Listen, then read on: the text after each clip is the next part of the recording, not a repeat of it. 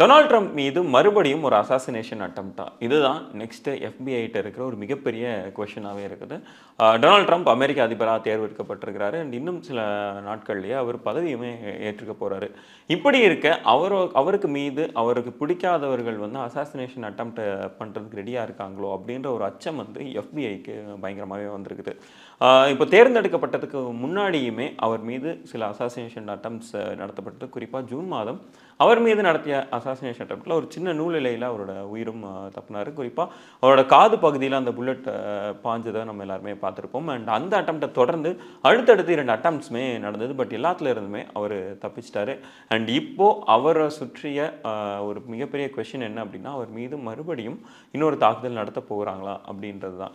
எதனால் அப்படின்னா, நியூ ஜெர்சியில் இருக்கிற டொனால்ட் ட்ரம்புக்கு சொந்தமான கால்ஃப் கோர்ஸில் மிஸ்ட்ரியாக சில ட்ரோன்ஸ் வந்து பறக்கிறத பார்க்குறாங்க. அதுவும் இப்போது இல்லை, கடந்த நவம்பர் மாதத்தோட மத்தியில் இருந்து இப்போவுமே என்னென்னா சில மிஸ்ட்ரியாக இதுக்கு யார் அந்த ட்ரோன் ஆப்ரேட் பண்ணுறாங்க அப்படின்ற ஒரு மிகப்பெரிய கொஷினுமே இருக்குது. அதுவும் 1-2 ட்ரோன் இல்லை, ஒரு கிளஸ்டர் ஆஃப் ட்ரோன்ஸ், நிறைய ட்ரோன்ஸ் வந்து அந்த இடத்துல பறக்கிறத அவங்களால பார்க்க முடியுது. அண்ட் இது வந்து டொனால்ட் ட்ரம்போட நடவடிக்கைகளை வேவு பார்க்குறாங்களா அப்படின்ற ஒரு கேள்வியுமே எழுப்புது.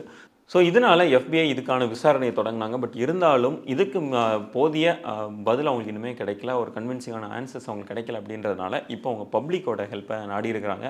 பப்ளிக்கிட்ட வந்து இந்த ட்ரோனை வந்து யார் ஆப்ரேட் பண்ணுறீங்க அப்படின்றது நீங்கள் முன்வாங்க அப்படின்ற மாதிரியான சில விஷயங்களையும் சொல்லியிருக்காங்க. அட் த சேம் டைம் அந்த பகுதியில் இப்போதைக்கு ட்ரோன் வந்து ஆப்ரேட் பண்ணுறதுக்கு தடை செய்யப்பட்டிருக்கு அப்படின்றதையும் அவங்க சொல்லியிருக்காங்க. இதுக்கு மேலே அங்கே யார் ட்ரோன் ஆப்ரேட் செஞ்சாலும் அவங்க மீது தக்க நடவடிக்கை எடுக்கப்படும் அப்படின்றதையுமே அவங்க சொல்லியிருக்கிறாங்க.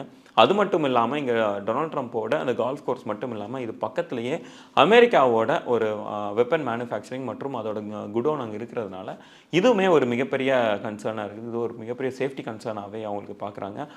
இது டொனால்ட் ட்ரம்பை டார்கெட் பண்ண ஒரு ட்ரோன் சர்வேலன்ஸாக இல்லைன்னா இந்த அமெரிக்கன் ஆர்சனல் மீதான இந்த ஒரு ட்ரோன் சர்வேலன்ஸ் அப்படின்றது இன்னுமே சரியாக தெரிய வரல.